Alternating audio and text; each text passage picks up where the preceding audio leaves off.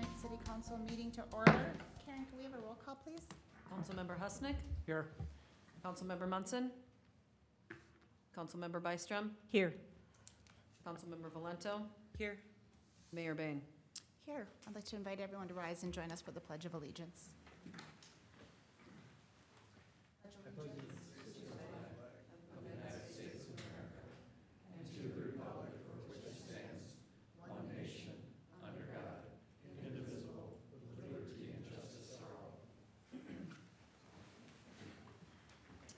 Members of council, you have an agenda before you this evening. I will entertain a motion to approve. So moved. Second. A motion by Councilmember Byström and a second by Councilmember Husnick. All those in favor signal by saying aye. Aye. Oppose? And our agenda is approved. Next up is open forum. Open forum is any interested party's opportunity to address council. We do ask that you step to the podium, state your name and address for the record, and if you could, for time purposes, keep your comments to 3 minutes. We look forward to your feedback.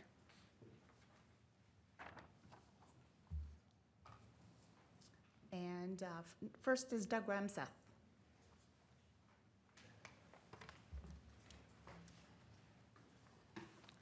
Good evening. I'm Doug Ramseth. I live at 21220 Fondant Avenue North, and I'm here representing the Clear Lake Association and speaking on behalf of the proposal to close Eureka Avenue. On July 26th, the Clear Lake Association spoke before the City Council regarding the safety issues on Clear Lake, as well as the erosion problem caused by shore fishing and the deteriorating conditions on Eureka Avenue. We asked the city to repair the road and to eliminate the safety issues. The city's response was a proposal to close the road without any data on traffic volume, without citizen input, and without thoughtful consideration of alternatives. Eureka Avenue is used by the residents of Clear Lake, Forest Lake, and by the citizens of Columbus, as well as the many boaters who use the public access on Clear Lake. The recent addition of traffic lights at the Hornsby Highway 97 intersection has made it much safer to use Eureka Avenue, to turn onto Eureka Avenue, and that has increased the traffic, which, as we pointed out before, is a serious issue given the condition of the road. Closing Eureka Avenue is going to divert traffic to Forest Road. Forest Road is as in bad condition as Eureka Avenue, and there are no traffic lights at the intersection of Highway 97 and Forest Road. So it's a busy highway. Left turns are dangerous, and even if you're not towing a boat trailer behind you. We ask that the city not simply opt for the cheapest solution. After decades of neglect of the road, we request that we'd like to see more traffic data, we'd like to have community input, and we'd like to have a discussion of alternatives before the city makes its decision its final decision to close or repair Eureka Avenue. Thank you for the opportunity to talk to you. Thank you. Thank you for being here. Next in open forum this evening is John Waller.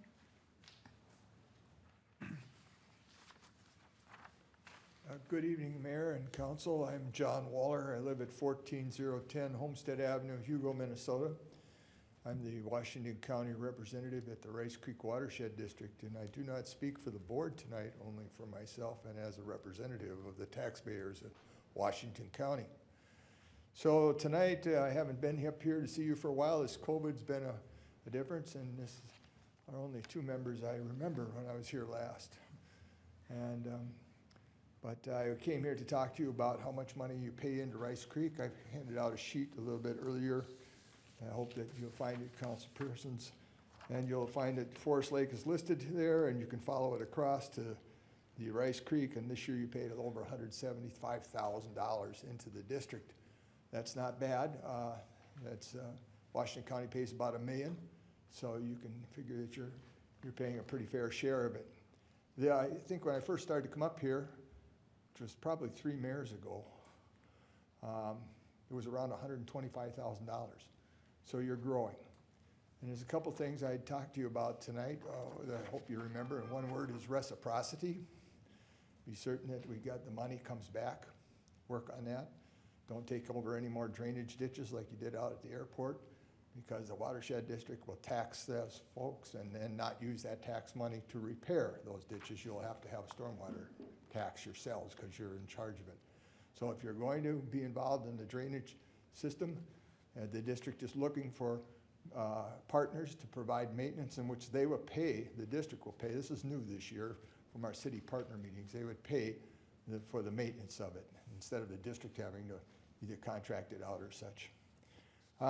The other thing I'd say is about unfunded mandates. The district is just infamous about unfunded mandates. We love them. Stormwater ponds are one of my favorite examples, but they're very important in order to have the drainage conveyance system, the ditches and the streams work.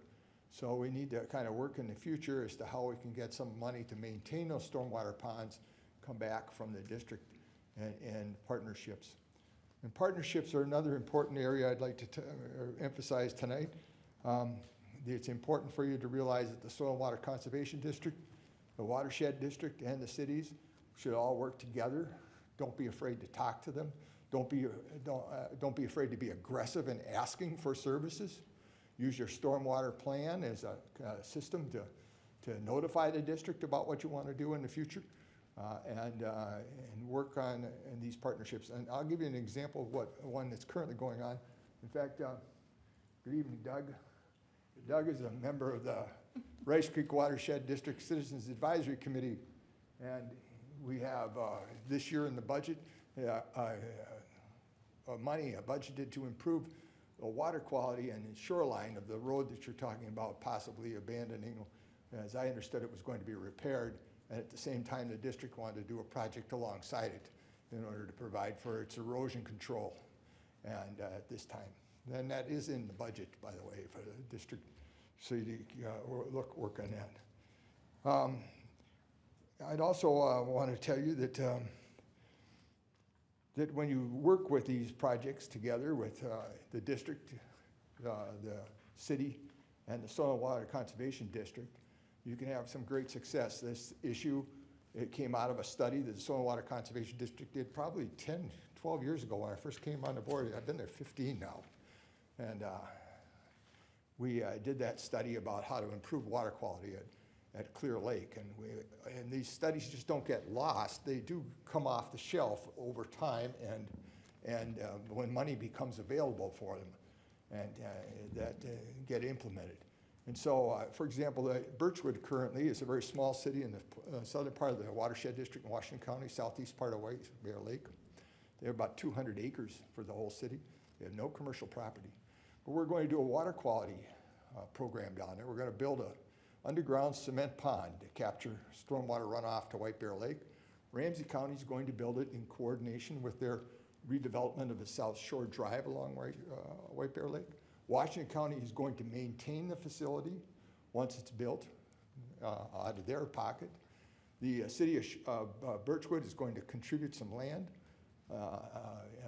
and so that will be their contribution. And an individual landowner is also going to contribute some land use to it. So Birchwood will have no money into it, and if you can keep on working that way, I advise you to do that. So with that, Madam Mayor, I appreciate the opportunity to speak to you tonight and taking up your time. Good night. Thanks, John. Thank you. Next for open forum this evening is Bill Plombo. It's Plombon, but Thank you. close enough. Bill Plombon, 21930 Finley Court. I'm here on the Eureka Avenue topic and shutting it down. I'm representing probably the high-end users of that road. I live on Clear Lake. I take a left-hand turn off Finley Court, going on 11th, and go onto that road, minimum of 2 times a day probably to work. So I've seen the road evolve from over 20 years from a dirt road on the Anoka County side and then tar on the Washington County side, thinking, boy, I wish Anoka County eventually get around the tar, and that'd sure be nice. To the Forest Lake side has turned into a road that's sinking into the lake pretty much, especially a couple corners. Actually had my daughter crash on that road last winter, coming around that bank turn, and fortunately there was a rock to keep her from going in the lake, otherwise she would probably end up in the lake, heading south on that road. And I think it's time we stop and not just stop the road and take a look at what would be the right thing to do. Putting a dead end there isn't for free. The people who come down that road need the ability to turn around. Where are they, how are they gonna figure out where they're at? So before we just decide to stop it, maybe it's the right move. The road is unsafe. It's clearly an unsafe road. I drive it every day. Many times there's people fishing, walking down the road. They're close to the road. Their cart's parked close to the road. It's dangerous. Somebody's gonna get killed on that road. There's no doubt about it. Something needs to be done. But to just say our solution is to dead end a road that's under misrepair after so many years, I think is a little abrupt. I think we need to pause, understand the options, understand investments that may be needed, what are the choices. In the end, maybe that's the answer, but there's still a lot of dollars that will have to go into actually making that a useful road. If you plan on cul-de-sacing it, putting parking in, that's not cheap. It's all wetland, it's all lowland. And my preference would be, since I'm a high-end user, is to leave it there. I think the alternatives, once we do a traffic study, you're gonna find aren't very good. Forest Road is a bad road. Taking a left-hand turn on the Forest Road, going east is a death wish. Somebody's gonna get rear-ended there often. If you require that as the alternative, going around to 61, traffic will pick up on 11th, coming that way to that stop where you go to Walmart and that area. So I think we need to look at the whole picture, take a deep breath, and make the right choice here once we see all what the options are. I just can't imagine one day driving up and there's a dead end sign just past the boat launch. It just doesn't seem like that's really been thought out. I mean, it's a piecemeal road. You got Anoka County, you got Washington County. When they started working on it, the first section of tar was put on outside Washington County. For those who've been around a long time, was put out there because the dust was blowing out onto the interstate. It was considered a safety concern, so the state funded one little section of tar, maybe 200 yards of tar. Then the next section on the north side of the road became an off-ramp for a while, and so they tarred that really nicely. So that's a nice section of road. Then Columbus decided they wanted to develop it, probably our nicest section of road, and that's been built here with sidewalks, beautiful lighting. Now that's increased traffic, and so we got that section of road done, and now we got this quarter mile in the middle that's under need of repair, severe repair. So just wanted to support what Doug had to say, and he took a lot of what I wrote and said it, so I think he covered it well. Thank you. Thank you. Thank you for being here. Next for open forum is Eugene Hurstel.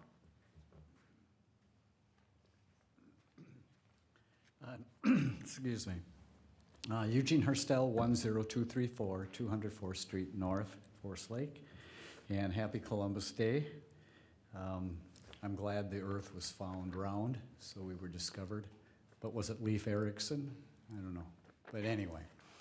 What I want to speak to again, maybe from what I did the last meeting too, was that I know there's a discussion about the community economic person or position and that. And I'm trying to figure out, I think in the last few years, we've had different ways of doing this, whether it was the county or whether or not, or Dan Undum, who I know is a very excellent and hard worker.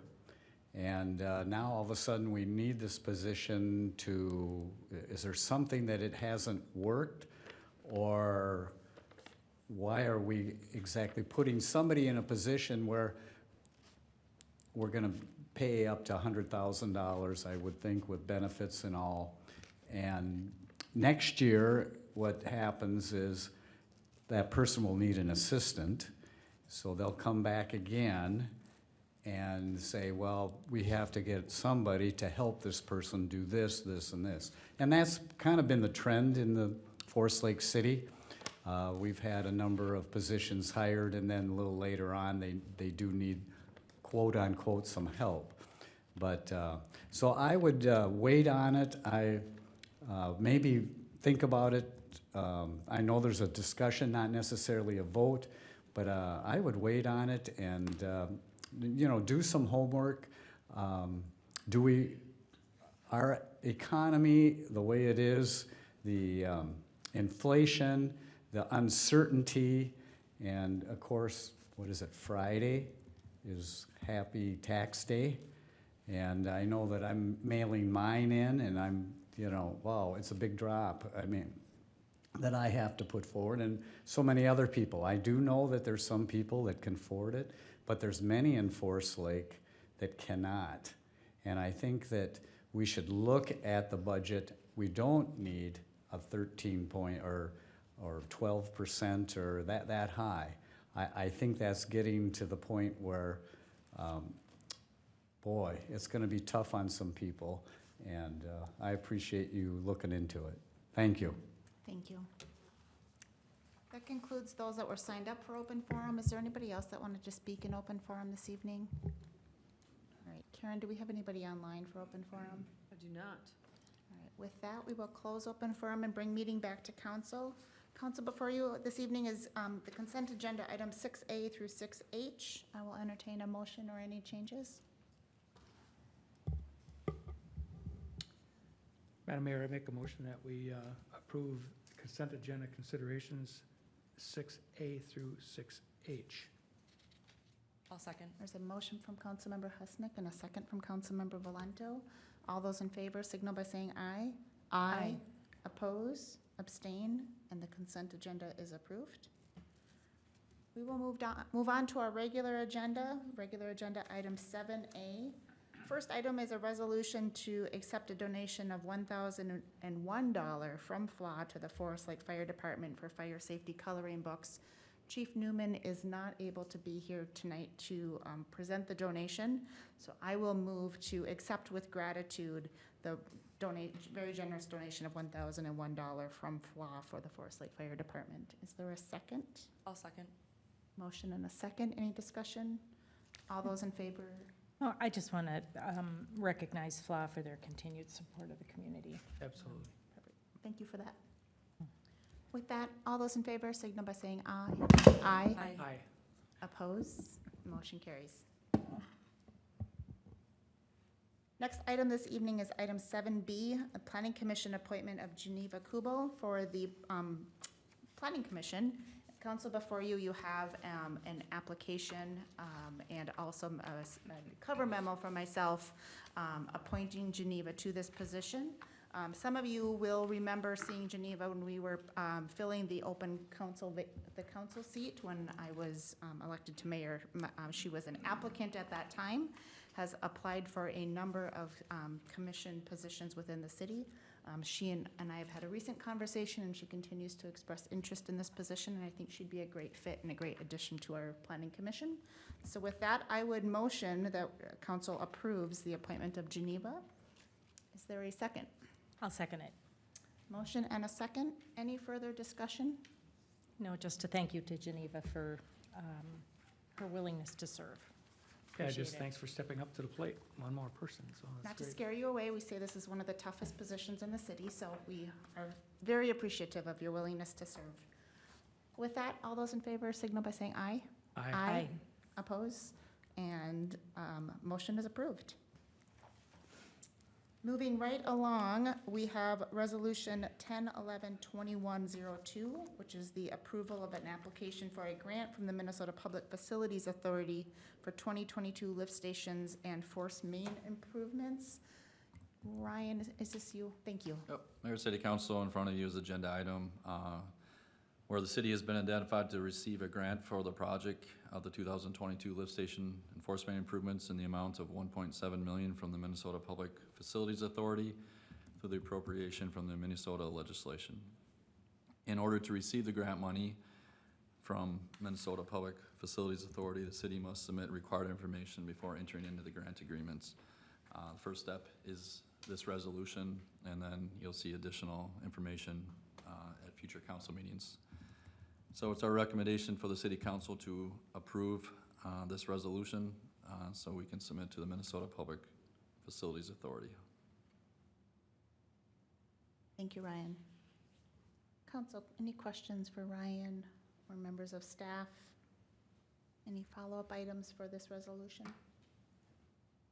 Sure sounds like a no-brainer to me for applying for a grant. So therefore, I'd make a motion that we approve the resolution 10-11-21-02, to approval of an application for a grant from Minnesota Public Facilities Authority for the 2022 lift station and force main improvements. I'll second. Motion and a second. Any further discussion? Just continued appreciation for finding grant funds, so thank you. And with that, all of those in favor signal by saying aye. Aye. Oppose? And motion carries. Next item this evening is 7D, we have a streetlight installation denial appeal. And Dave, do you want to start on this? And then I think we've got the appellant in council chambers. I'll give an opportunity for her to respond or address council if she would like. Thank you, Dave. Good evening, Mayor and Council. Recently, I think it was the beginning of September, a streetlight request came in for Bay Drive Southeast.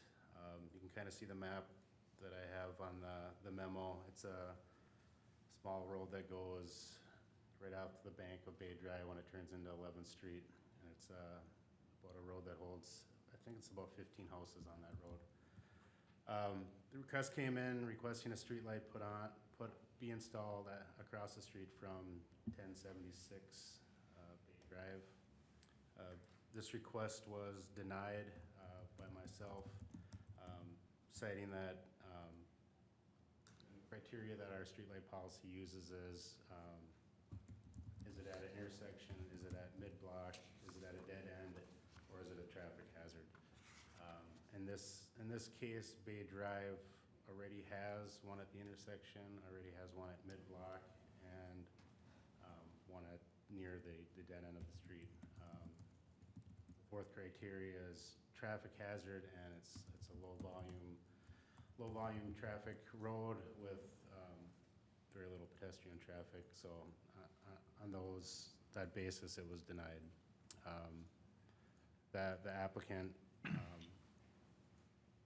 didn't agree, and I said she was more than willing to appeal, which she did at the last council meeting, appeal at open forum. So that's why we're here tonight, to get your decision, your thoughts, and where to go from here. Thank you, Dave. Would the appellant like to address council at all? I know you did during open forum, but if you had some further comments, I wanted to give you an opportunity. I would like to. Welcome. And if you could just state your name and address for the record. Hi, Geneva Kubal, 1076 Bay Drive Southeast. As much as I understand that it is the there's a mid-block and a dead end, the street is still very narrow. The street is still very dark. And the light at one of the corners does not come back into the street at all where we are. When we talk about minimal pedestrian traffic, the reason it's minimal pedestrian traffic, and it's not as minimal as one might assume, is because it is a dead end. But all of the people that live in the dead end do a lot of walking in the neighborhood. And so percentage-wise, they're not going to have the general walking traffic that anybody else has, but their needs for safety are just as high. And it is a really dark street, and the light from the that's there, it does not integrate back into that area. And so for probably about 300 feet or more, it is very dark, even if you go with the mid-block. Thank you. Thank you.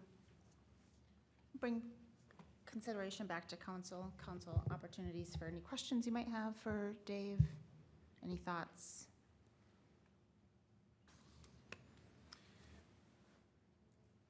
I just want to say, I'm sorry, I didn't get a chance to drive over there and take a look for myself what I thought, but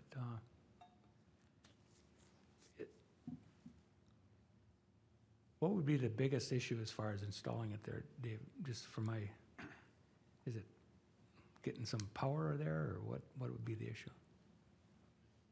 There would probably be no issue of getting a light put there. The staff is just concerned that it's a precedent that you're setting, that we have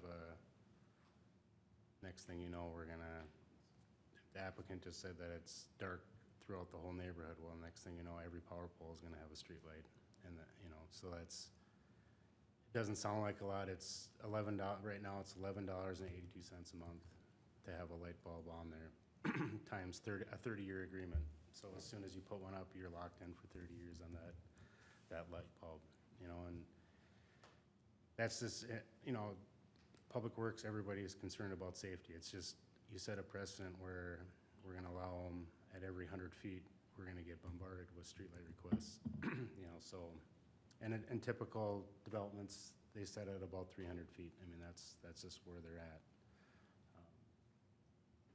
To get power there, I mean, it's a power pole, so there will be power available. So these are about 300 feet apart right now? Is that the idea? Yeah, the ones right now, I believe the first one's 308 feet, and the next one's 297, so about 300 feet apart. Well, I was just trying to get a vision of what we're doing there, because like I said, I didn't get a chance to drive down there and look, so. But it sounds to me like we're already meeting the standard that we use throughout the city. Is that correct? I mean, is that a fair statement? It's probably more lighting than a lot of that neighborhood is to begin with. There's some that don't have mid-block lighting. Every intersection in that neighborhood has one, and every cul-de-sac has one, but there's a lot of mid-blocks missing already. You know, and this one has all three of the criteria. So I mean, it's one of those, either staff is just following the policy of how it goes. So we either have to look at revamping a policy of looking at every request on a different level, or we just follow the policy and go that direction. My concern on this one is the kind of the precedent that it sets and reasons for denial on future requests. You know, this is the dead end portion of that street, and there's houses on one side of the street. The houses on the other side of the street are actually on 15th. So it's one side. 100% appreciate the applicants or the appellants' concerns around pedestrian safety. There are no sidewalks, and also the concerns around blockage of, you know, the lighting from other, you know, I think it's the tree canopy in this situation that's causing that concern. However, we have a lot of streets without sidewalks with blockage due to tree canopy, and so my concern is that, you know, this opens the floodgates for other requests, because there's a lot of situations that are as dark without, you know, sidewalks that have this situation. So I would encourage us to look at the policy if we were to make a change, rather than to grant an appeal would be just kind of where I'm at personally. That's, oh, I'm sorry. No, go ahead. I just wanted to reinforce your statement there, because the policy is a really important part here. It's just like a sign ordinance, Right. you know, that kind of thing. And as long as we're meeting the standard that we've established for many years ago, you know, then I would be more leaning toward the upholding the denial. That's just one vote. The other part, just to add on to that a little bit, back to the tree canopy, we have a lot of great neighborhoods with a lot of great tree canopy, which is a benefit, but the detriment is it does create challenges with street lighting. And so, again, I just think we've got a lot of neighborhoods with this situation. So my personal concern is, if we want to consider this, let's consider a broader policy decision and costs associated with a broader policy decision rather than one denial appeal. Other comments? You look like you're ready. No. Yeah, I tend to agree here, although I do think, you know, an opportunity to revisit the policy probably is in order as well. You know, are there certain circumstances under which, you know, we can make some concessions where the policy is concerned?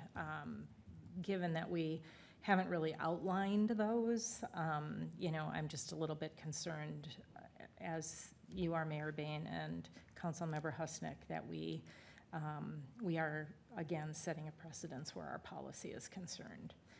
I really would like us to take a look at this, though, because I'm equally concerned about Ms. Kugel's concerns about safety in that area and the ability to be able to get out and walk and be safe Right, and we do. in that neighborhood. And we do know walkability is important, and Yep. it's high on residents' list, and we make that worse by no sidewalks and then lack of lighting. And I guess I would like to, Dave, if we're gonna take a look at this, I'd like to just look at what is cost, if we were to shrink down some of these distances, what would be the cost impact if all of those turned into actual requests? And I would just like to have that number in mind before we start kind of allowing some exceptions. I will allow you in just a second. Anything else you wanted to add, or? Yeah, I just want to echo all of your concerns, that I agree that looking at the policy, I don't think there's, I just think that we need to follow the policy, and I don't want to set that precedent. And like you have all said, I think it'd be very interesting to look at the policy. Is looking at it on here, I don't see a date of when it was adopted. I mean, I guess maybe other people might know that, but it'd be interesting to see how old it is, and then to compare it to maybe other cities as well. Would the applicant like to come back, please? Yeah, I think it does have an adoption date of 2016. Oh, okay. Yep. But I would also, Dave, like to maybe see how we compare to other cities policy-wise, kind of comparable. How do they handle neighborhoods of this? And maybe that's been done. I don't know. Yeah, so when this came up, I actually talked to our engineering tech with Bolton and Mink, and we don't have a detail plate in our engineering standards for lighting, for development. So he was gonna do some checking around to other cities. It'd probably be helpful in future developments too. A lot of times they get dropped in, but it'd be nice to have a X amount of footage or less, depending on curves and all that stuff. So depending on what he finds, that may fix the policy for us or explain some of that stuff out better. Because right now we have a policy but no detail plate for engineering standards, so, which is fine, but if another city has a detail plate for street lighting, that might answer some of our questions. Okay. Automatically. So he tends to update these throughout the winter. So, by next spring, by the time construction season starts, we have the updated detail plates. So maybe plan on sometime between now and springtime, bring back the policy and what we find with detail plates. That would probably be the best step. And then also a cost. I can bring up some costs, what that looks like per light, per footage, and all that kind of stuff. So. Thank you. And if you wanted to come back to podium just so those who are online can hear. I just want to address a couple of the things that were brought up. You guys talk about precedent setting, and you guys also talk about you're worried about future requests. I'm kind of interested in how many requests have even come in the last 5 years for a street light. Dave, do you have that on the back? There's 4 of them that came in so far this year. One's in review and two were granted. Okay. One at the intersection of Healy and Highway 97 that was missing on that hill. They got a light added there. And for some reason, there was a street light missing along Goodview Avenue at Georgia. Every other intersection had a light along that path. So those 2 were granted.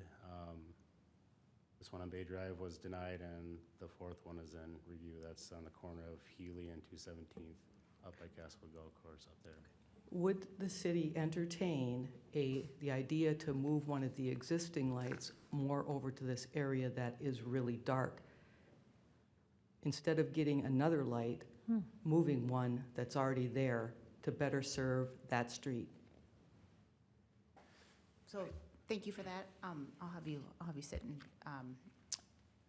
so interesting concept. If we were to consider that, I would encourage just some level of neighborhood notification.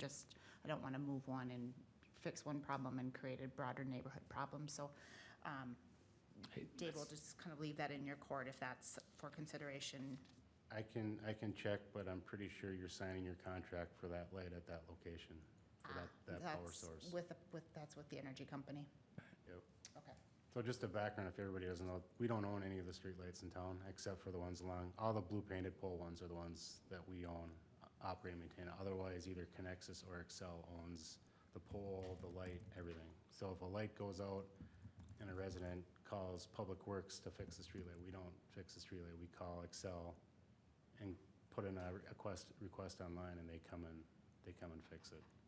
So that's a kind of a misnomer that they're city lights, but they're not maintained by the city. They're maintained by the power company, except for the ones on Broadway and Lake Street, the blue painted ones. We involving on them.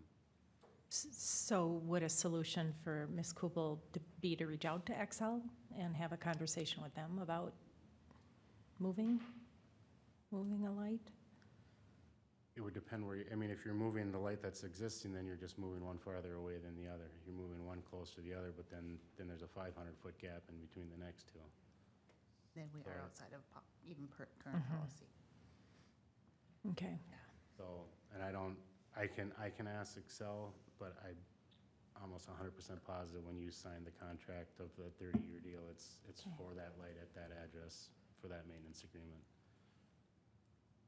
I think we need to, personally, I think we need to address the policy. Policy question. Agree.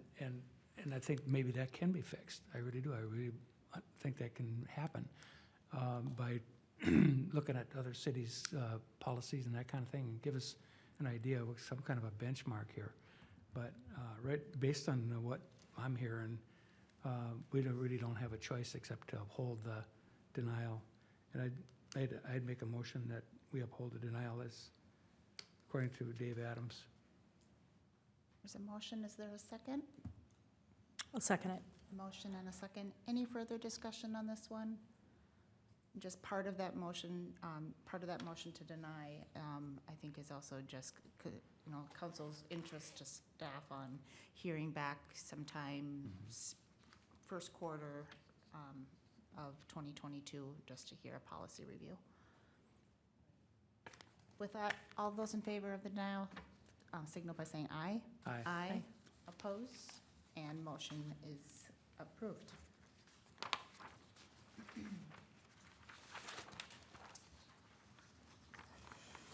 One remaining item on our action agenda this evening is the downtown vision statement, and Dan, I believe you're going to walk us through this. Mayor, members of council, we actually have Bruce from HKGI present tonight, who will actually go through the overview of the downtown vision statement. I will provide some context that the EDA did review this during their meeting earlier today and did pass a resolution in support of the proposed vision statement with a slight ordering change, which Bruce has incorporated into his presentation for tonight. And with that, I'll turn it over to Bruce. Thank you, Dan. I'm not sure how to turn on the video, though. I got you. Gotcha. All right. It's magic. So you must see it. I don't see it on this television. It's delayed magic. Delayed magic. Well, I will begin. Mayor and council members, thank you for considering this action tonight. I'm Bruce Chamberlain, as Dan mentioned, with HKGI, working on the downtown plan.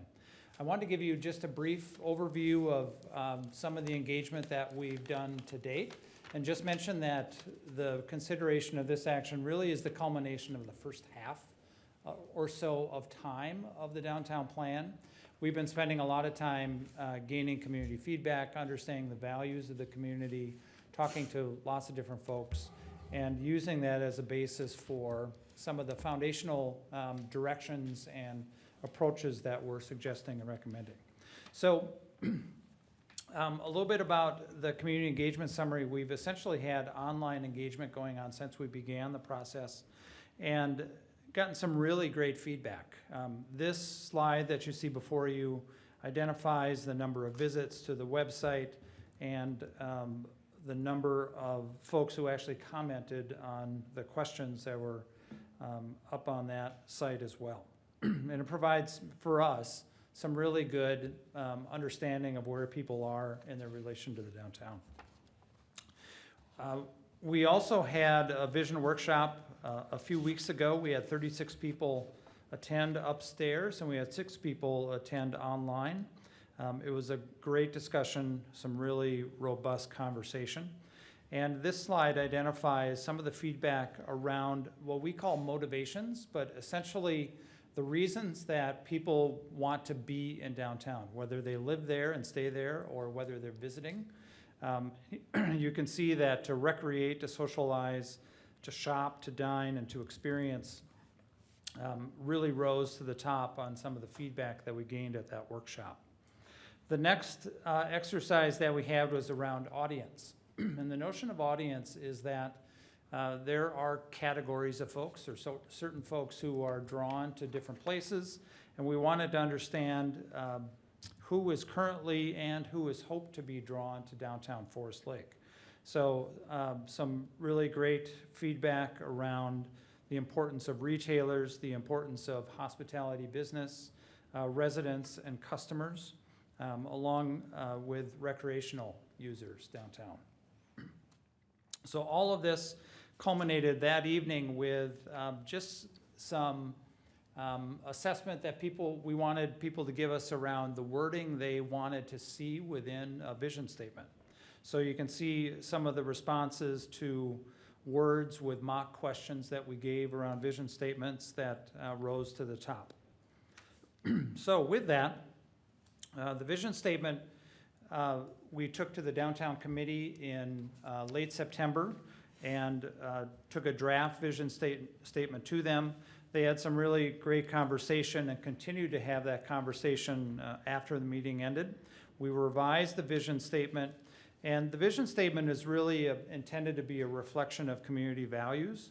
It's the basis for the directives that we roll into the plan, so it's really important from an investment standpoint there. It's also a touch point for evaluating alternatives, both for us to evaluate alternatives and provide good pros and cons, but also for the community, for all of you to evaluate alternatives too. It should be simple, it should be memorable, and it should be aspirational yet achievable. So with that, the vision statement that we reviewed and then revised based on input from the downtown committee and with the recent input from this evening's EDA committee also, is for Forest Lake's vision of downtown is to create a district welcoming to a broad audience of businesses, visitors, and neighbors, and a vibrant place with distinctive and memorable ways to experience it, especially around dining, recreating, socializing, shopping, and living life.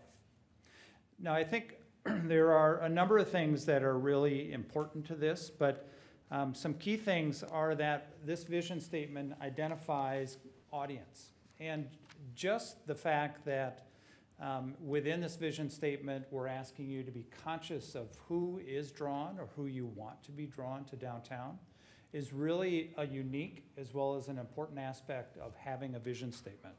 So I encourage you to really recognize the importance of that as a basis for the vision statement. And also recognize that, especially with that second statement of the vision statement, it gives the downtown plan some baseline foundation upon which to explore and ultimately recommend targeted strategies to achieve those interests of audience members that are listed above. So it provides, even though it is broad, this is a broad statement, but it also provides some really critical aspects that I think are important to have in a vision statement. I am happy to answer any questions you've got as you discuss it. Thank you. Thank you, Bruce. And thank you, Dan. This was as Bruce and Dan both mentioned, this was a discussion at tonight's EDA meeting, and the EDA did vote to affirm for recommendation to council the vision statement that's before us. The one minor change that is reflected on screen is just the reordering of businesses, visitors, and neighbors.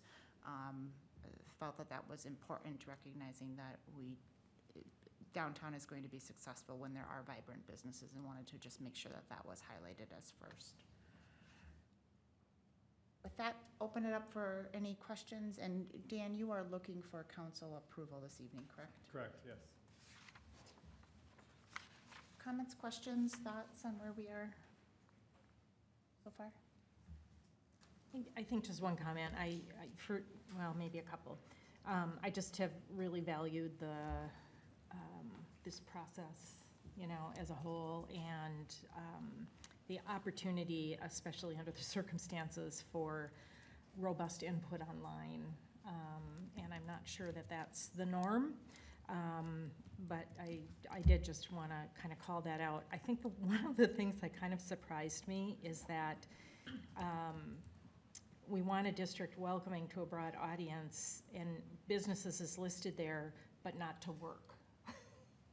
So it kind of confused me a little bit, but maybe we're not thinking in terms of, you know, offices and those sorts of things, maybe more of that retail side. So it just kind of struck me a little bit. It felt, there was a little conflict there, a little dissonance there, so.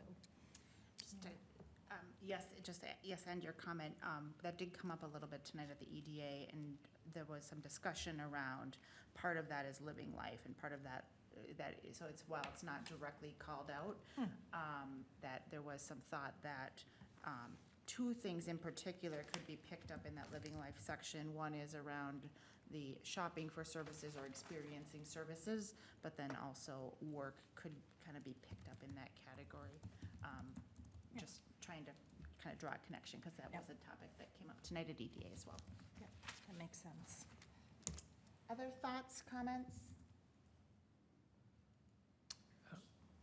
No, because we went through it twice, so. We did. I think just broadly, like to thank all of the residents and business owners and members of the EDA and this council that have kind of participated in the process and gotten us to this point. I'm excited we're at this spot, and I think we've hit on a vision statement that is broad, appropriately broad for what's important to Forest Lake. I like that we are in this version a little bit broader than the level of specificity that was in our first version, in particular around recreating. I know what came out of our visioning workshop, the trail was highlighted specifically, but we didn't specifically mention the lake, and I think a broader perspective around recreation more properly reflects what we want downtown to be, and that it's multimodal recreation, and that's what we want to support. So I think that is a great change. And then also being specific on dining. The first version specifically called out hospitality, which by definition includes dining. But I think, just as I am trying to summarize consensus of groups that we've had discussions, I think there's a strong consensus that dining is important.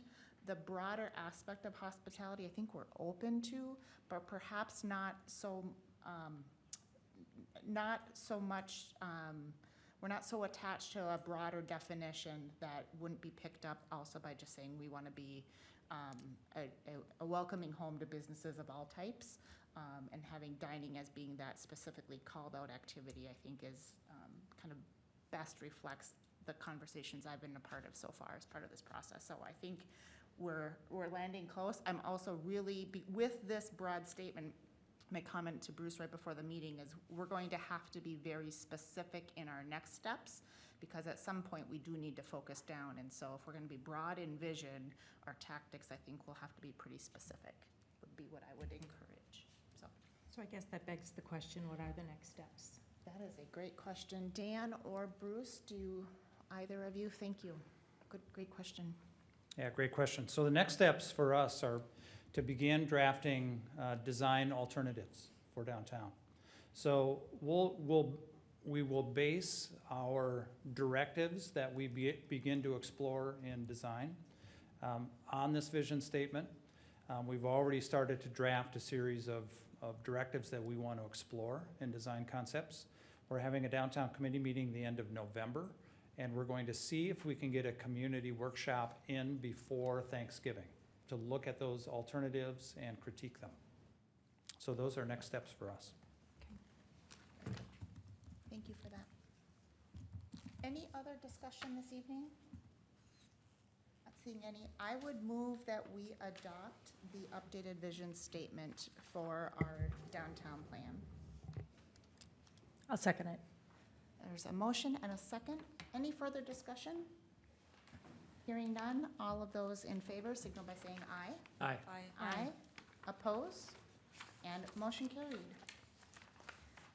That ends tonight's action agenda. We are going to move into a workshop topic.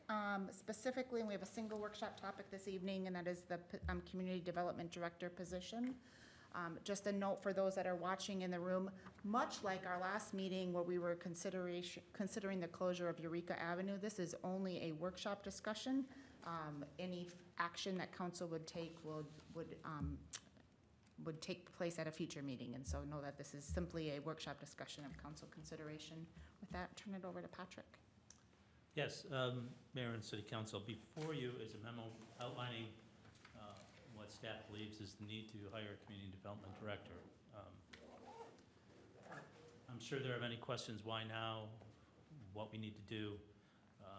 Without going back to the last presentation we had before the council where we showed when we had a reorganization back in 2013 and 2014, and you took, the city reduced its community development function from 3 people to 1 people and combined a whole bunch of jobs into one.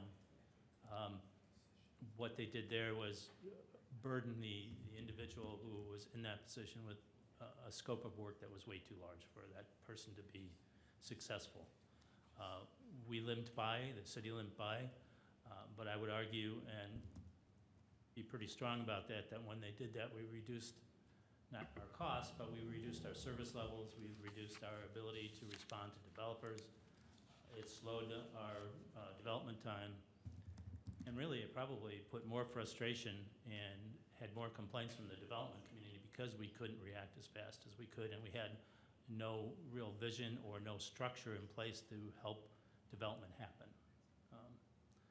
The EDA at an earlier meeting this year also expressed their concern regarding economic development. They believe that while Dan, as the earlier speaker said, does a great job, he has other duties as well. So it's only a part-time attention to EDA. The city administrator has other duties and other responsibilities that can only look at development on an ad hoc basis, basically. So with the resignation of the zoning administrator who was handling all the zoning issues, the property maintenance complaints, zoning complaints, and any development submissions, we now have an opportunity to change course a bit. We have an opportunity to do a better job with development. But last time I spoke, I mentioned how large the community is getting, how fast it's growing. We are now a 20,000 plus population. We have 1,000 more housing units. I was going to save this for my announcements tonight, but we have 5 development proposals on the table right now. We have a 71 unit housing subdivision, we have a 125 unit subdivision, and we have a 58 unit subdivision. We also have a 1 mixed use proposal, and we have a senior living proposal. Just those 3 subdivisions total up to 254 housing units that are possibly going to be built in the very near future.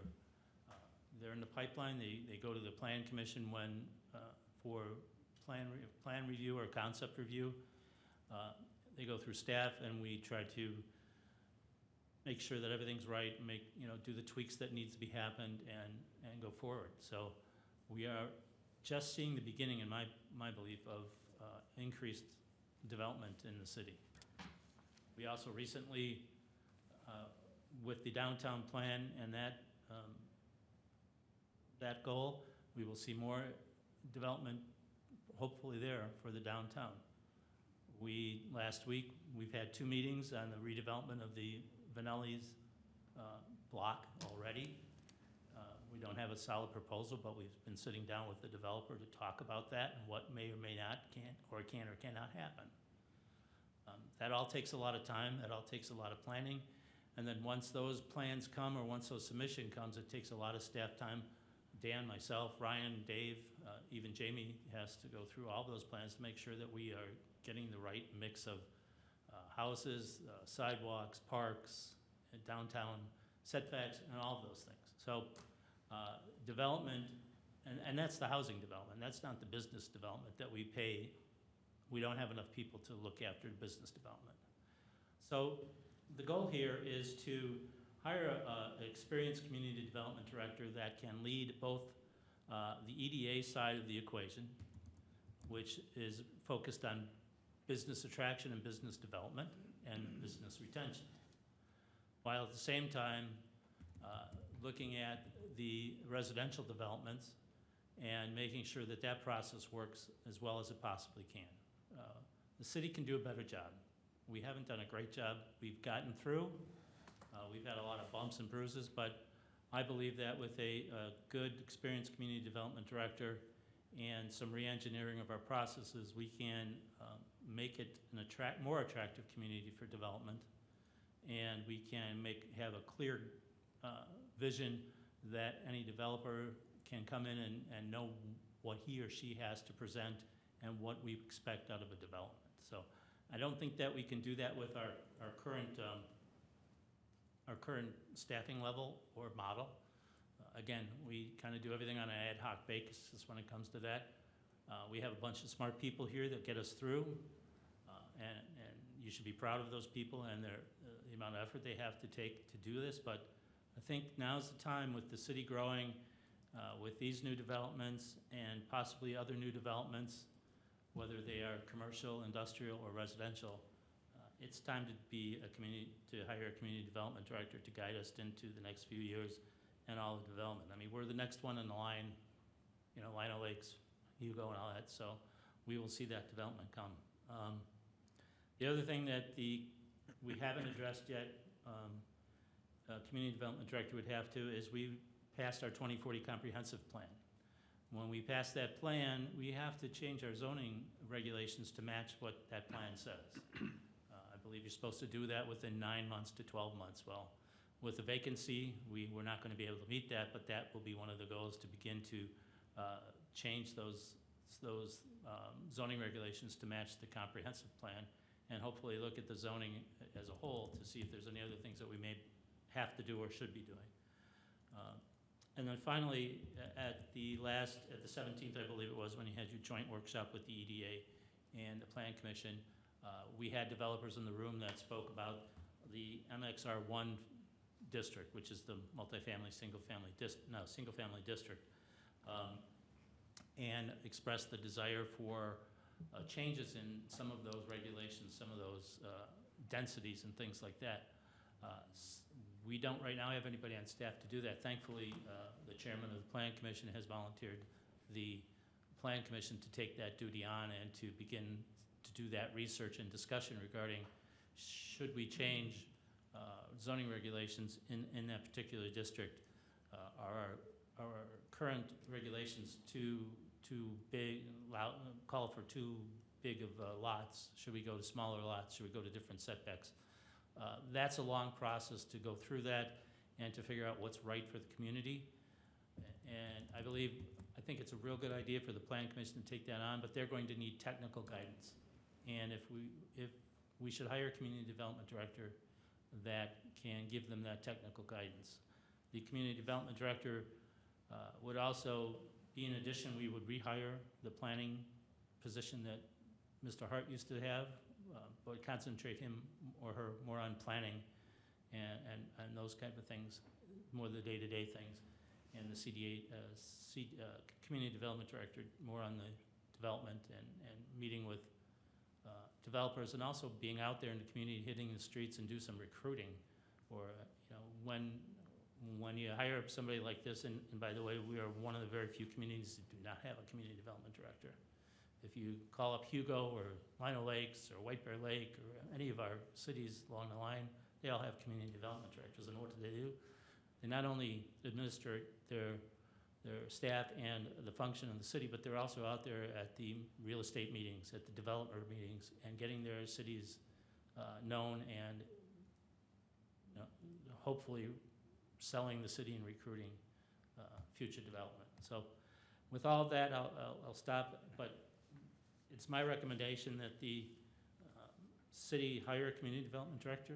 It's also my recommendation that you allow the city to begin recruitment immediately. I think it's important to get this person on as soon as possible so that when he or she is on, they can hire a new planner, because I think if it's a department head, it should have at least some say in hiring the staff that they will work with. Not that we couldn't do it, but I always think it's a better idea for an incumbent to do that. So my recommendation and request is to hire a community development director and allow us to begin recruitment immediately. And if you have questions, I'll be happy to answer those. Thank you, Patrick. Patrick, tonight's a workshop topic. Timing, your timing is your thought that proposal for next steps for tonight. I mean, obviously, we'll take council's thoughts into consideration. Would it be your plan to bring that back at our next meeting to actually approve the position? Is that how you're? Okay. It would. My recommendation would be to come back to the next meeting. We approve the position, and we approve the ability to go start the hiring process, being that it's now mid-October. I don't anticipate that process being done and complete and filled, if we're lucky, by the 1st of December if we can. And if the holidays, depending on if they get in the way, it could last until January. But I think we have the budgetary savings with 2 vacant positions to hire as soon as we possibly can, so I don't think it's a budgetary impact. But I think this is probably one of the most important positions and decisions we need to make for the future of the Forest Lake.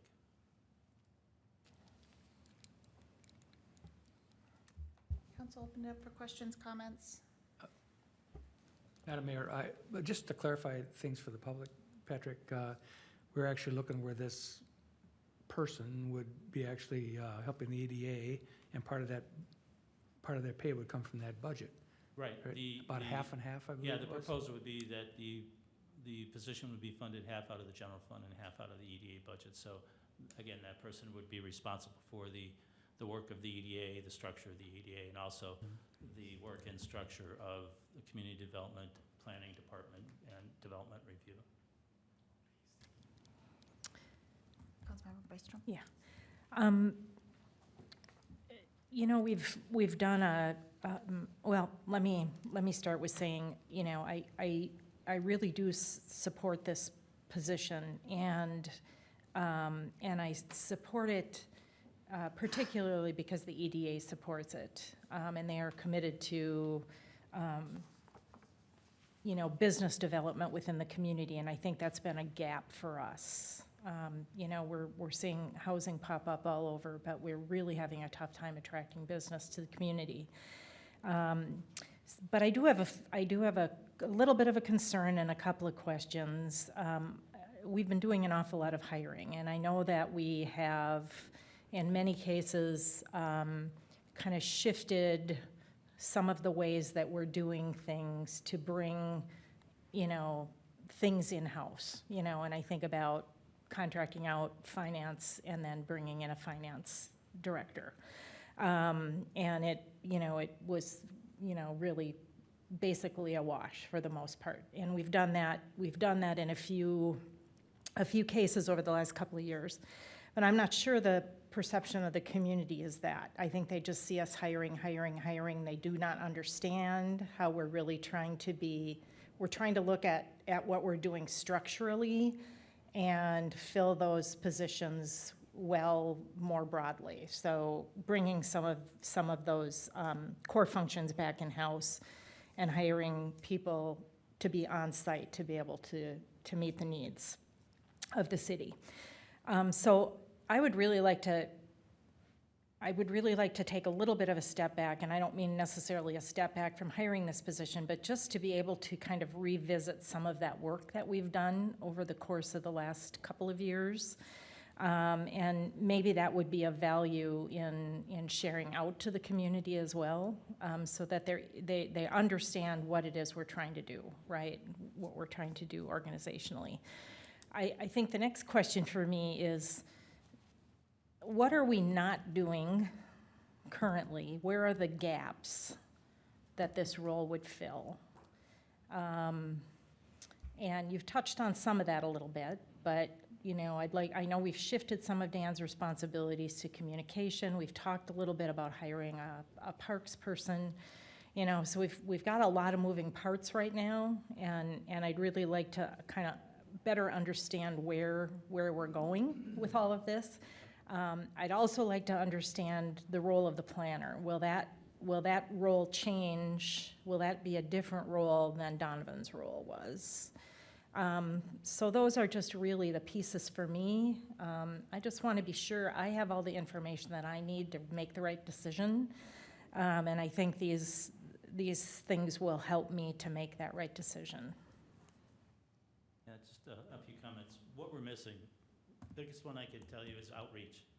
We're not out there talking to developers, you know, basically recruiting developers if we can, informing them about what the downtown, I mean, we have a great downtown plan process going on. But who knows about that? Who understands that? What are we going to do when it's done? And I would argue that the current structure won't allow us to be as aggressive or having the outreach that we need to make that downtown vision a reality. I think that's the largest one. I think the second one is we need to better coordinate the development process, not only for commercial, industrial, but housing. It's scattered a little bit. The prior position, Donovan's position, had to look at development, housing development, had to try to do zoning enforcement, had to try to do property maintenance enforcement, had to do minutes, or not minutes, but had to do agenda items for the Plan Commission. The job was just too much for one position. Again, a new position like this would do the outreach, but then it also would coordinate better the development process that we need to coordinate internally as well. We just don't do a very good job with it. We get developers get frustrated when we can't clearly tell them what we need to be doing, what they need to be doing, or what our guidelines are. Sometimes in the past we have told them one thing at the beginning of a process, but somewhere in the middle of the process that changes. We need more consistency. We need to, not that it was broken, but we need to fix it and do a better job. We just haven't done the best job that we should. And my demand to a community development director would be not only outreach, but to fix our process, meet with all of us, and put those structures in place so that everybody, staff, developers, the community, have a clear understanding of what the steps are and what they have to do, so that there's no mistakes. And I mean, developers complain because we hear a lot more complaints about developers, and I believe that comes from that the position, while in 2013 everybody thought it was a good idea to eliminate 3 positions and put them into one and it could be handled, it wasn't. It just didn't work. It's a place where we know it didn't work. It's not been working for a while. Again, you've had a lot of smart people, Donovan, Ryan, Dan, Dave, anybody that have made this go through, but it's difficult. It's time consuming. It's inefficient. So that's where we'd be going. And then working, the planner position would go back to do more of the zoning and the planning and things that I mentioned, particularly what I just mentioned. We have a comprehensive plan that we have to change our zoning ordinances to meet.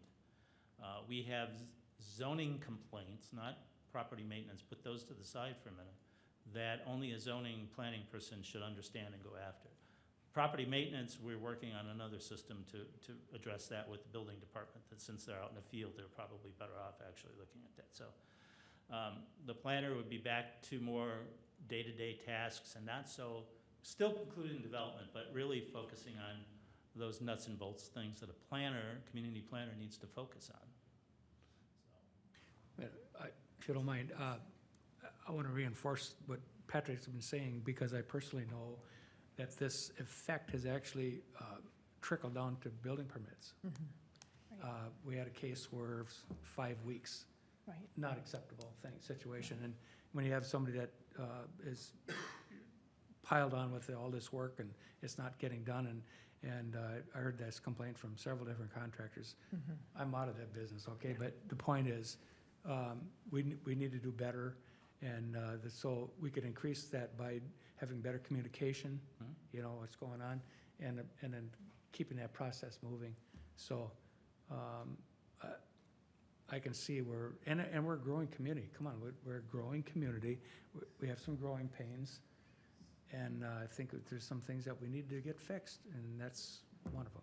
Yeah, and just to use one of the examples that we have run into recently, a single-family home being built, the planner should be able to tell them setbacks and coverage and impervious surfaces and drainage and all of that. That's what the planner, that's what I mean about the nuts and bolts, that person comes in and knows that thing backwards and forwards and upside down. I mean, after some, you know, everybody's a little different in every community, but there should be no real misunderstanding about what the requirements are to build a single-family home on a lot. Right. And that hasn't been the case all the time here. And we had some of those. We did, so. A call today. Yeah, and I don't deny that, Councilmember Husnick. It was probably one of the biggest complaints most frequent complaints I received. You know, so, you know, I just, you know, I like transparency, and I want our community to understand what it is we're trying to accomplish, and I think it's very important for us to be forthcoming with, you know, I think that a lot- information. when we were going through the budget process, I think a lot of that was explained, in my mind. Maybe we can clarify it some, but. And to your point, regarding past hirings in the last few years here, they really haven't been hirings to pad staff. They've been hirings to improve processes. And I would say honestly, background's more in finance, that why we ever outsourced our financial structure, I don't understand. Right.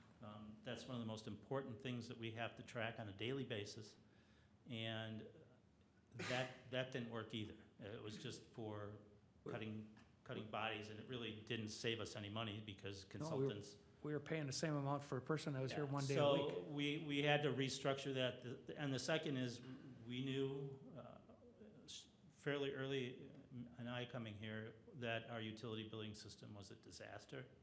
Basically, it was in a lot of complaints, a lot of mistakes, a lot of needless work that had to be done to bill out the utility bills on a regular basis. And we internally can do a better job at doing that. We purchased the software to do it. We hired an accounting manager to oversee that and to the utility billing. And to the discussion we had actually last week, and you better say yes. No, the discussion we had last week was to begin to look at our processes and try to make them streamlined and make them effective so we don't have to hire more people. You know, I don't want to hire more people than we have to. But we have to do things correctly, and we have to do things efficiently. And we are still, as the last time we talked about this, we are still below the FTE count that we were in 2013. So we've been doing more stuff with less in a growing community. We have less police officers, we have less administrative staff, and we've grown to 20+ thousand, and we put on at least 1,000 housing units. So, and we have all these goals about downtown planning and everything else that are good things and future things, but we just need to make them work right, and to do that we need certain targeted positions, and that's what this is. This is a targeted position. I'm not asking to, hire 3 more administrative assistants or, things like that, but we have to respond to those needs as a growing community, so. Thank you for asking that question, though, because I'm hearing similar questions, and I think it's important that we just need to keep reiterating why the addition to headcount, because I appreciate that it's not cheap, and we've been through this progression of staffing that we need to continue to answer those questions and need to continue to tell the story, because I think to your point, Councilmember Bystrom, it's important. One thing that just is mentioned in the memo is the hiring of a assistant. So Memo talks about hiring the community development director. Memo refers to hiring the planner, which is the replacement to Donovan's position. But it also mentions an assistant. And I'm not fully comfortable that that's No, and I agree. fully baked and needed, and just give us perspective on I that. think it's in there for discussion purposes. I think in the long run, that may be necessary because of the paperwork burden on doing minutes. We pay overtime, extreme overtime for Karen to do this meeting, the planning meeting, and so that's one way to address that. Spends a lot of time on preparing the planner. I mean, Donovan, he did the ads for the newspaper. He is professionally doing ads for a newspaper. He did agenda. So I think we need to look at that. I'm not sure, right now we're not ready to look at that. It's mentioned because if and when the community development director gets here, he or she will be consulted on, do we have enough staff? Is that needed? If it's not necessary, or is it necessary? We are also looking at efficiencies in our finance staff. We have 3 basically finance administrative assistants, that if we can streamline some of those processes, accounts payable, utility billing, some of the payroll, some of the other finance things, we may be able to free up some time that can be shifted to a different place. However, also, we know that we get a lot of calls on property maintenance, and they're kind of hit or miss. We need somebody to kind of take those complaints and schedule inspections on those, and that's kind of what we were looking at. But it's there because I'd be remiss if I didn't mention it. I think that's a position we can wait on and probably will, but I want to make sure it's in your mind that that's a possibility. So I don't think we'll be recommending that. If we do recommend it, it won't be until, it'll be a half-year recommendation, or it will wait until 2023. Again, I think that's up to a community development director, if we hire one, to say, okay, I have enough people or I don't have enough people.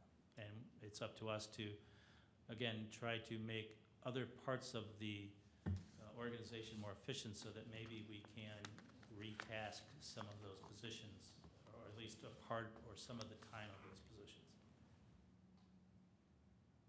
My thoughts in hearing that is just to make sure, if we are going to hire this community development director position yet this year and get that moving sooner rather than later, it'd be my recommendation that we just make it clear to that individual that administrative support does not exist today, and part of just being part of a small organization today means you wear lots of hats, and today you are.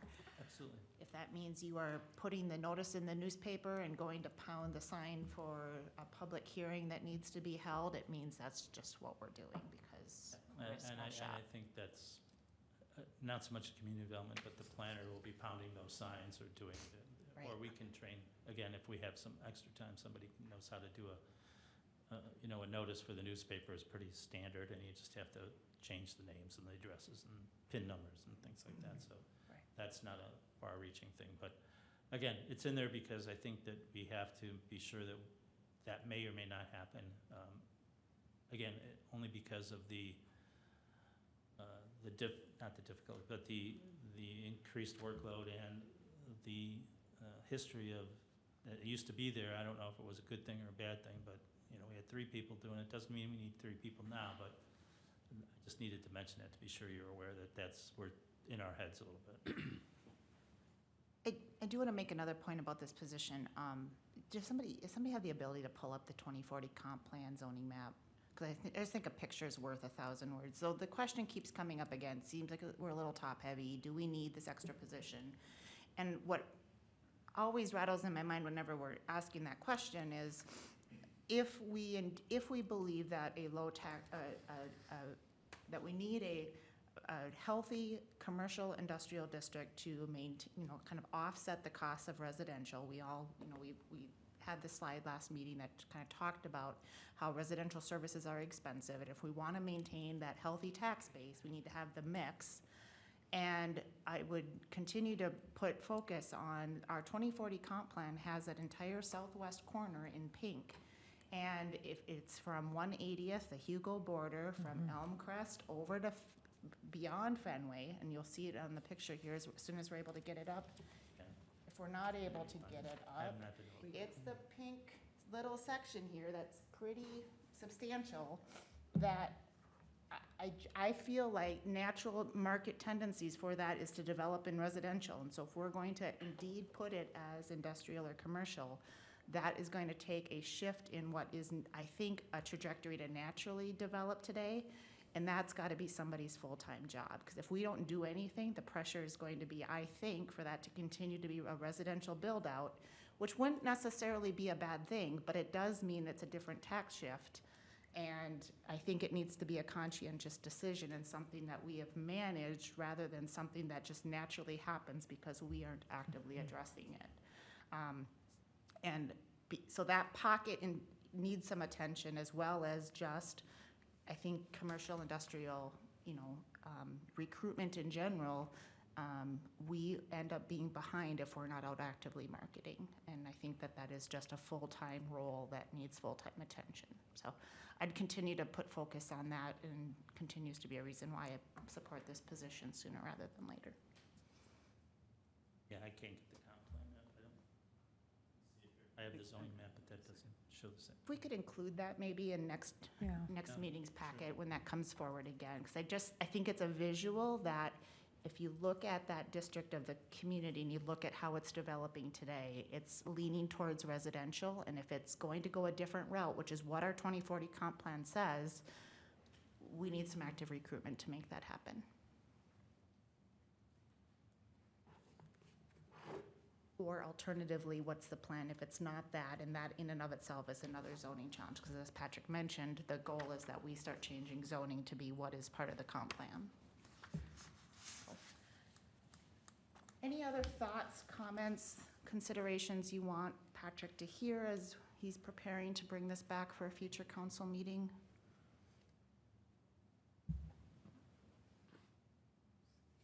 All right, I'm hearing general support.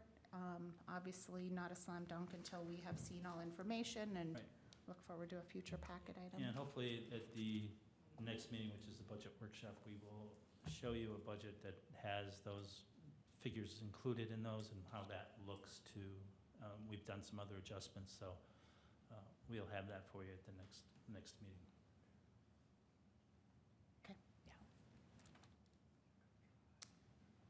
All right, we will move into, I'm sorry, we do not have a public comment period anymore. We found it. We found it. Oh, we found it. So here is the zoning map, the items in pink. So the item in pink, just to give some context, is our highway business district. And it is the bottom, far southwest quadrant Come on. of the city. We just lost it. We had it for a second.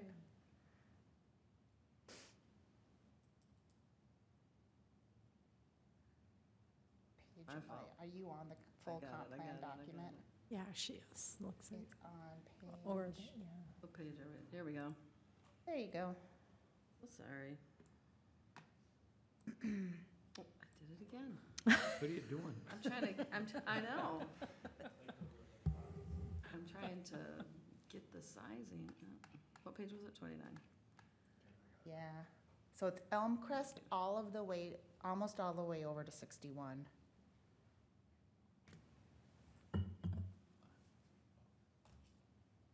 There you go.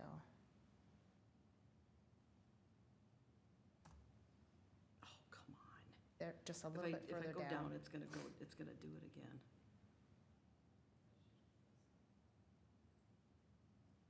I think if you click on the page, it should take it off. There you go. Yeah, there you go. So the border goes all the way over to the red, and then the red along 61 in that section is, I believe, mixed use. Is that right, Ryan? I think, yeah, it's that red print. It's fuzzy, I can't, I have it up close Yeah, on here. and the it goes- pink is the highway It goes business, all like of you the said. way, it goes north of 190th. So it's, it's about even with the golf course. So it's a large section that, again, will take some, I think, some skill to fill in as if what we intended as part of the comp plan is really our intent, that's gonna take some work. Because the residential pressure will continue to be there. Okay. Anything further on this before we move on to staff updates? Thank you, Karen, for pulling that up. You're welcome. Let's transition to staff updates. We'll start with Karen, go down the dais, and then wrap around. Thank you, Mayor Bain. I don't have any updates. All right. Just a quick update, Mayor, members of council. You may start seeing some of our Facebook posts go out at different times. I'm actually timing those back to analytics, so when the audience is there is trying to retime those, so we're not just going out in the mornings. So you start seeing some stuff on weekends, so I'm just trying to align messaging when our audience is there and kind of seeing what that does for our likes and engagement. So you'll see some shifts in that moving forward. Fantastic. Any questions for Dan? All right, Pete? Your Honor, no update. Good. Any questions for Pete? Patrick? No, I covered most of the development issues. Like I said, we have been meeting with the developer downtown just to try to understand what the possibilities for the block of Anelli's. The only other thing I have is the Senior Citizen Center has its grand reopening this Wednesday from 2 to 5 p.m. They will welcome anybody that comes. Fantastic. Thank you, Patrick. Any questions for Patrick? Dave? The only update I have is compost site is open 4 days a week now, so everybody's excited about that. It was busy this weekend, a couple hundred people, so it's, but we're hauling all day long today, getting it cleared up for tonight, and I'm sure it'll be full again tomorrow morning, so that's all I have. Dave. Ryan? Mayor, City Council, friendly reminder, next Monday, Washington County will be here to present on County State Aid Highway 33 or Everton Avenue from Broadway down to 11th Avenue. Related developments, this Wednesday, the Planning Commission will see the 71 unit concept lots proposal. And then there's also 2 minor subdivisions on that agenda, which could potentially create 4 additional building lots yet this year. Wednesday, we have 2 pre-application meetings for 2 other major subdivisions, and then staff level will begin the first discussion on another subdivision that was just submitted to. Recap on the first major public engagement meeting with the North Shore Circle residents. Had a great turnout, 27 residents came to the meeting last Monday night, all very supportive of the project. We did show them pictures of what that work is actually going to look like. So we showed deep sewer excavation and replacement, so they don't think this is gonna be an easy job in front of their house and know what they're gonna be dealing with. So we're straight up and showed them what that summer is gonna look like, but then explained the improvements. And then had a lot of one-on-one meetings where there were some issues and concerns on specific properties. So very well documented, well attended. So we'll be continue to move forward. We'll re-engage with them as we get further on some concepts and plans and specs too. So with that, I'll open up with any questions you might have. Any questions for Ryan this evening? All right. And Kim, anything for us this tonight? No updates, thank you. All right, thank you. With that, we'll bring it back to council. Start with Councilmember Byström. Nothing from me, Mayor Bain. Very good. Councilmember Husnick. I attended the EDA meeting tonight on the gist of the meeting was the talking about the downtown vision there, so, and our new vision statement, so you heard about that tonight. We also had a computer glitch for the rest of the meeting, so Dan will get that fixed, I know he will. Also, I attended, excuse me, the school board meeting that occurred last Thursday evening. And the students talked about the successes they had and highlights of the homecoming happened. And also there was some comments about how the pandemic impact on learning on both sides of that issue. Also, they reported the fact that they received $35,000 in change in donations. And the donations range anywhere from $20 to $23,000, so And then they also talked about 2 people are retiring, and they're looking for 11 teacher positions. And then they also talked about the school board self-evaluation discussion and superintendent goals. And the new business was mainly just going over some policy discussions and existing policies. And so that was about all I had to report. Thanks. Thank you, Councilmember Husnick. Councilmember Valento? No updates for me tonight. All right. Just a couple of quick updates from me. I had the pleasure of participating in the kickoff send-off for Caleb Wagner as he did his 100-mile run to recognize the 100 Minnesota veterans that unfortunately commit suicide every year. He, in a fundraiser run, ran 100 miles starting and ending in Forest Lake. It was great to be part of his kickoff and then also part of his welcome home. And special congratulations to him, and also kudos to Chamber for just making that a really nice event and nice celebration. Also, just a quick note of appreciation to Planning Commission Chair Gerard, who is taking on the next steps for the zoning changes or considerations related to the MX1 zoning district. So I really appreciate him stepping up and know that we are in good hands with his leadership, and appreciate Bolton and Mink's assistance on helping wherever that is needed from a staff perspective. And I look forward to seeing that good work. Councilmember Husnick summarized our EDA meeting nicely, and obviously that was brought back to this meeting as part of passing our vision for the downtown committee. And that concludes my update. We do have a closed session this evening. Would somebody like to motion us into a closed session? I can do that, Mayor Bain.